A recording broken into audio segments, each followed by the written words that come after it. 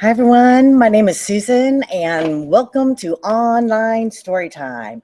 We are so glad that you're joining us today. Today we're talking about all the fun things you can do in winter. Some people like winter, some people don't. I happen to love winter. And I know last week Liz was telling you that I live up in the mountains and let you know a little bit what it's like to live with snow. We haven't had any snow yet this year. Where I am, a little bit higher up, we have. But when it snows, when you live in the snow, when you leave your house, you have to shovel a path wherever you're going or you can't get there. Can you imagine that? And you have to bundle up. That's why I'm wearing my hat today. And I have a super duper long scarf. Look how long the scarf is. And we're going to wrap it around and around and around because if you're cold in the winter, you're miserable and it hurts. So what I do is I bundle up and then I walk across town to the bakery and I get some hot chocolate. And then it warms me up a little bit. And then I walk back home and all around is just glorious snow. And the bushes and the trees look like snow creatures. It looks like you're in a different world. And I think it's beautiful. And I like all the things there is to do in the winter, like sledding and skating and ice fishing. And there's just so much. Let's start off with a little song. I think you'll like it. Sung to the tune of If You're Happy and You Know It, but it's all about winter. It is winter and it's time to ride a sled. It is winter and it's time to ride a sled. It is winter, that's the season. You don't need a better reason. It is winter and it's time to ride a sled. Okay, that takes us to our first book, which is about sledding. And it's called 10 on the Sled. And it's by Kim Norman.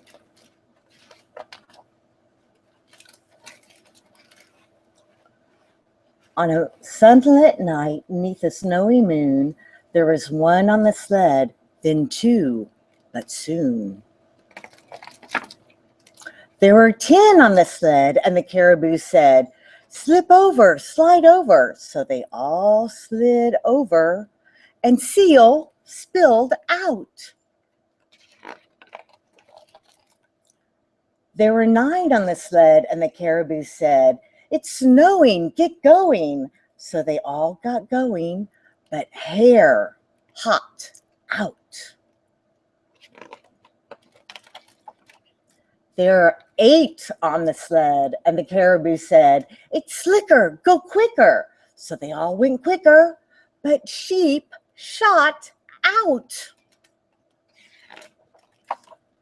There were 7 on the sled, and the caribou said, "We're gliding, keep riding." So they all kept riding, but Walrus whirled out. Ooh. There were 6 on the sled, and the caribou said, "We're lighter, hold tighter." So they all held tighter, but Fox flipped out. Oh no. There were 5 on the sled, and the caribou said, "Great thunder, duck under." So they all ducked under, but Squirrel squeezed out. He fell right out of that limb. There were 4 on the sled, and the caribou said, "They're chasing, keep racing." So they all kept racing, but Wolf wiped out. There were 3 on the sled, and the caribou said, "They're winning, no spinning." So they all quit spinning, but Moose muddled out. Oh. There were 2 on the sled, and the caribou said, "Keep trying, we're flying." So they both kept flying till Bear bailed out. Oh no. There was 1 on the sled, and the caribou said, I'm lonely, I'm chilled to the bone. A reindeer likes flying, but never alone." So 1 through 10 all leaped on again for one more run and a little more fun in the moonlit land of the midnight sun. The end. Doesn't it look like they're having fun? Wow. Okay. Have you ever been sledding? It's really fast. It can be really scary because you can't stop easily. You're like, shoom. And have you been ice skating? I used to like to go ice skating. Let's see. This one. It's Mice on Ice. I've never seen a mouse ice skate. It's by Rebecca Emberly and Ed Emberly. It's a father and daughter team.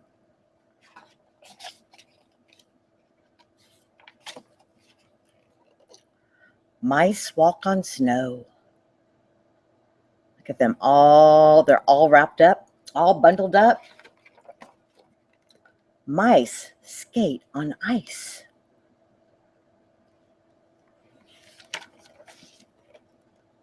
Mice on ice look nice. They do look pretty nice, don't they? I like their outfits. Mice are skating.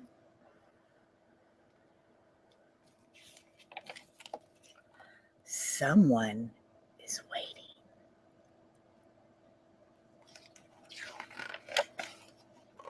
Who is this? Can you see it?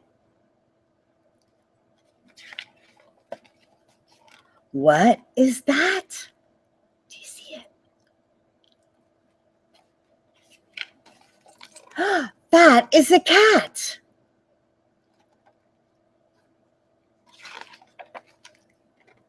That is a cat with a hat. Some hat, isn't it? Look at that. I want that.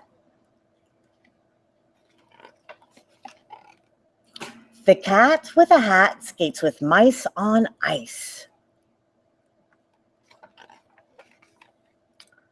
Nice.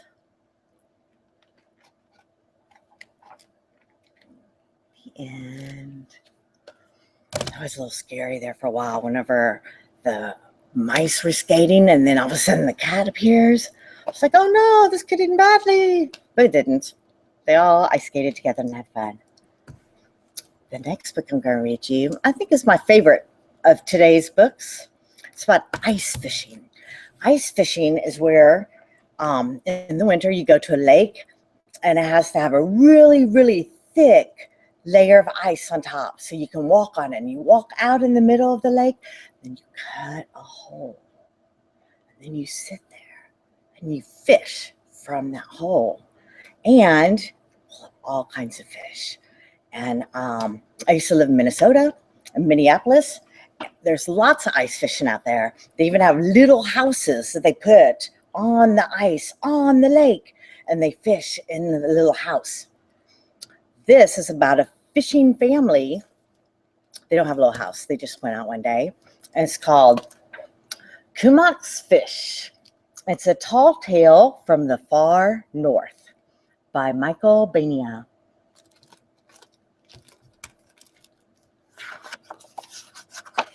Let's see what happens.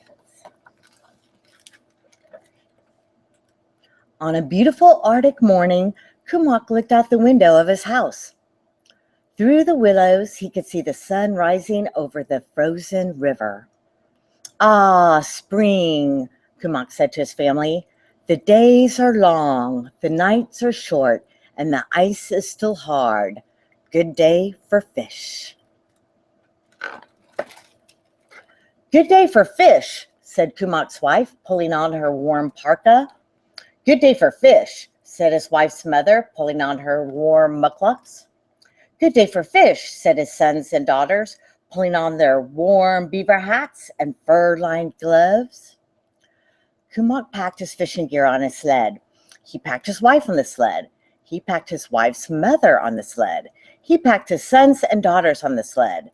And then, in the safest place of all, Kumok packed his Uncle Aglu's amazing hooking stick. Everyone in the village knew of Uncle Oglu's amazing hooking stick, Uncle Oglu had carved it many years ago out of a piece of the willow. And each spring he caught more fish than anyone in the village. But this spring, Uncle Oglu's legs were stiff. He told Kumak to use the amazing hooking stick. This was Kumak's lucky day. See the dogs pulling the sled? When they reached the great frozen lake past the mouth of the river, Kumak's family dug their fishing holes and sat down to wait. Kumak and his family sat for a long time. They were quiet. They were patient. They scooped away the ice growing around their fishing holes.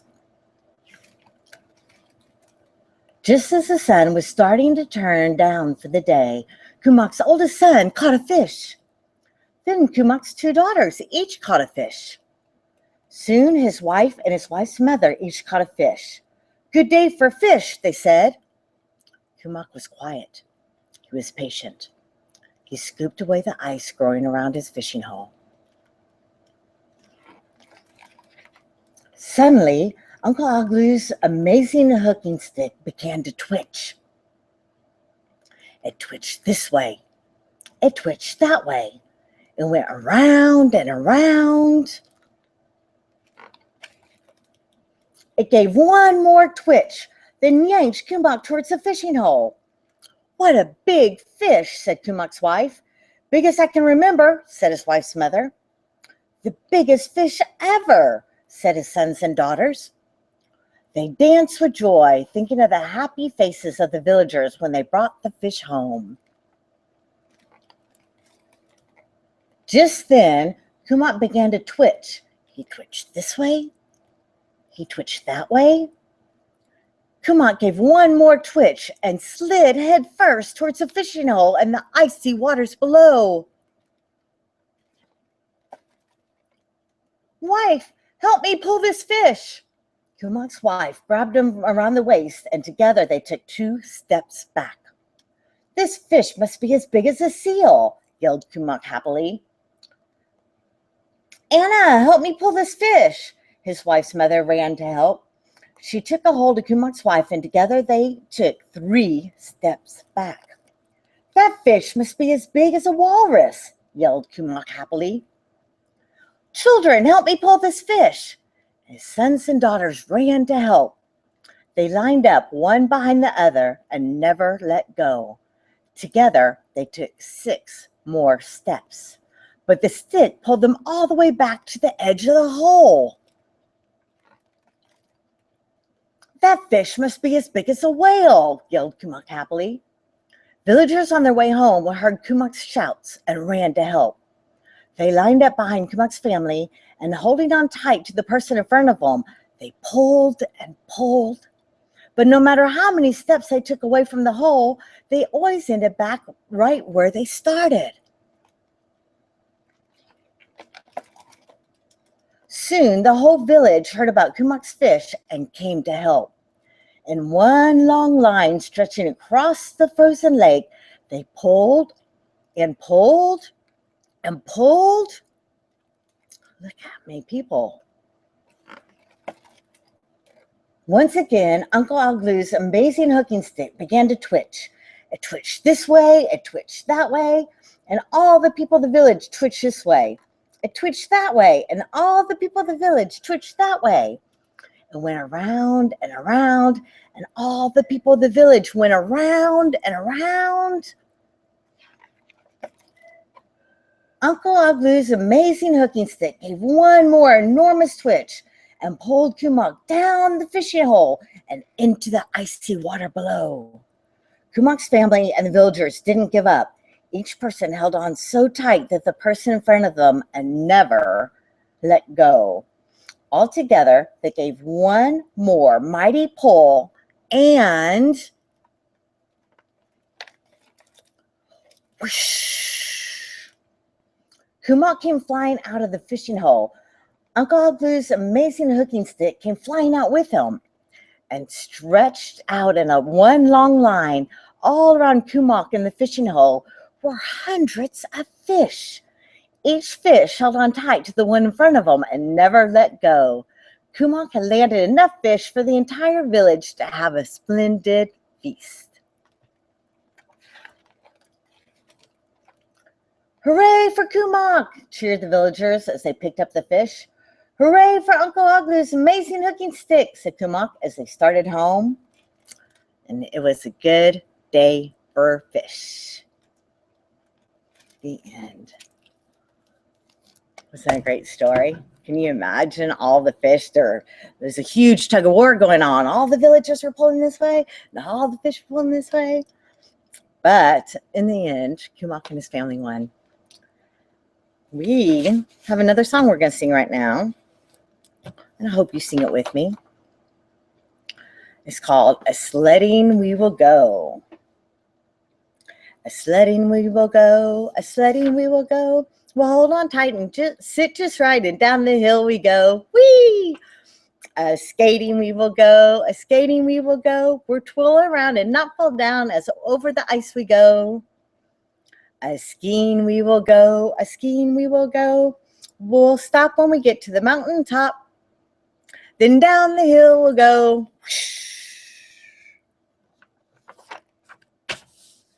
You have to try sledding sometime or skiing, anything like that when you get your chance. Next, if not this winter, then plan it for next winter. So much fun because you go so fast, just flying, flying, flying. And it's a little tricky at times, turning and stopping, but so much fun. I think that's what makes it so much fun. The next book we have is called Snow, Snow, Snow. It's by Lee Harper. He's all bundled up too. He's got a hat and a scarf on. And his scarf is almost as long as mine.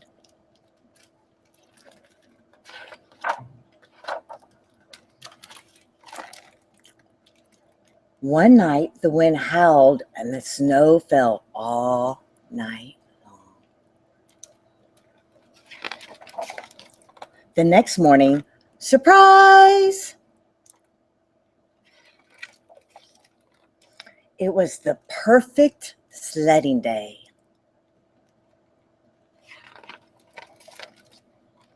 We got ready as fast as we could.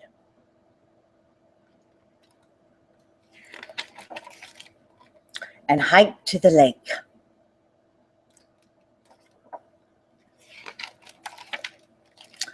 Where there is the best sledding hill in the whole wide world. It's pretty steep. We made a triple-decker sandwich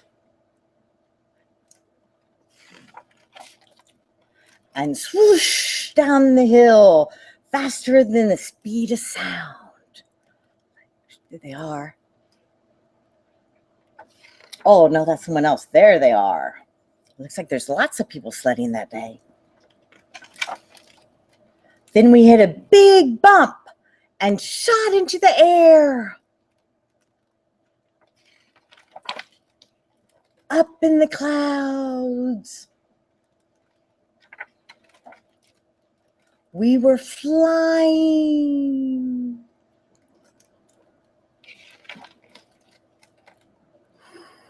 Doesn't look like fun. Uh-oh. What's going to happen? Swamp. They fell back down.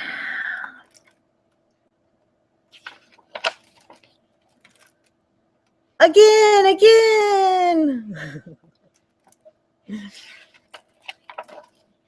And back up the hill we went. I think they just kept doing that all day long. I know I used to when I was little. Just down the sled, and back up the hill, down again, back up the hill. And then you're so tired, you went home and had hot chocolate and felt all better. Winter and hot chocolate, they just go together. Let's see. The next book I have is about hockey. Have you played hockey? That is mainly a winter sport. And this is pretty cool because there's dinosaurs playing it. Dino hockey. It's by Lisa Wheeler. And I know you guys know the correct way to pronounce all the dinosaurs' names. I may pronounce it a little bit differently. So whenever you see me next time, you can just tell me how I did it wrong, okay? Here we go. The game begins at 6:30 when dinos grab their hockey sticks. They play to win on icy floors, meat eaters versus vegosaurs. As their coaches shout advice, red and green teams take the ice. Socks and jerseys keep them warm, cold-blooded beast in uniform. Safety pads protect their bones. Some have helmets of their own. It's T-Rex and Triceratops. The two face off, the game puck drops. The dinos battle for control. Who'll be the first to score a goal? Vegosaurs have got the puck. Stego licks his stick for luck. Triceratops slips, he spins, he reels. Watch out and check. And Raptor steals. Oops. Raptor passes to T-Rex. The goalie waits for what comes next. T-Rex shoots. He almost missed. Hooray for Raptor and assist. But naughty pterodactyl twins slash the Diplo in the chins. Dodo is the referee. The red team has a penalty. The lines are drawn up in the stands, split by meat and veggie fans. The twins fly by on hockey skates. Apatosaurus hesitates. T-Rex pass is sure and quick, received by Raptor's hockey stick. Raptor doesn't miss a beat, shoots the puck at Ankylosaurus' feet.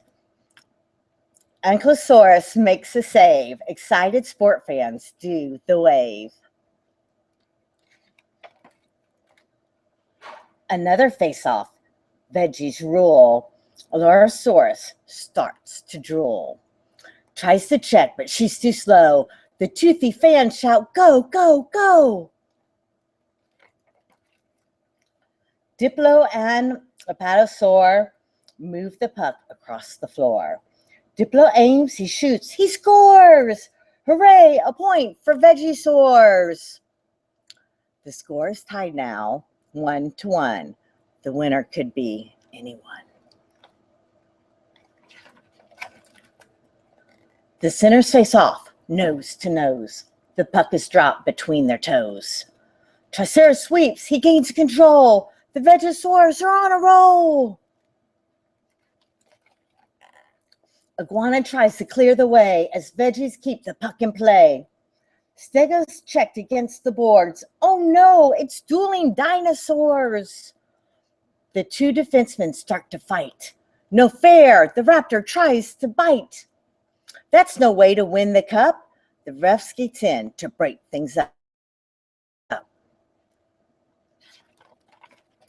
Stego fumes inside the booth as Raptor searches for his tooth. While Stego gripes and Raptor groans, Triceratops is in the zone. He knows the game's not over yet. A slap shot, headed for the net. Trudon makes a dive to block. He slips and falls just like a rock. His save is late. His form is lame. The Vegosaurs have won the game.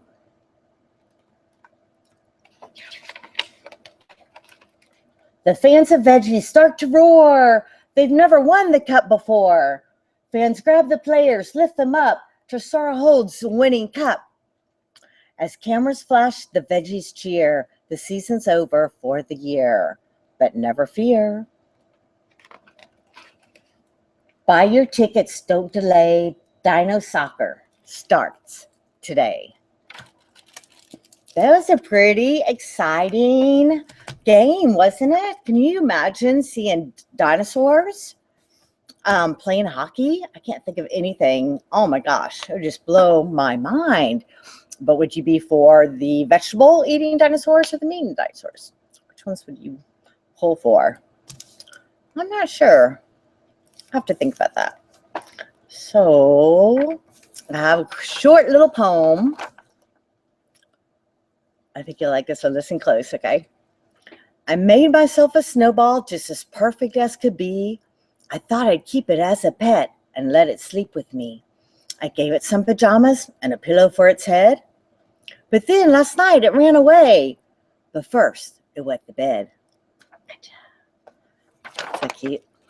Okay, thank you for coming to Online Storytime. Join us next week, same time, and Liz will be, I forget what the subject is, but something more winter fun. It's a month of winter fun.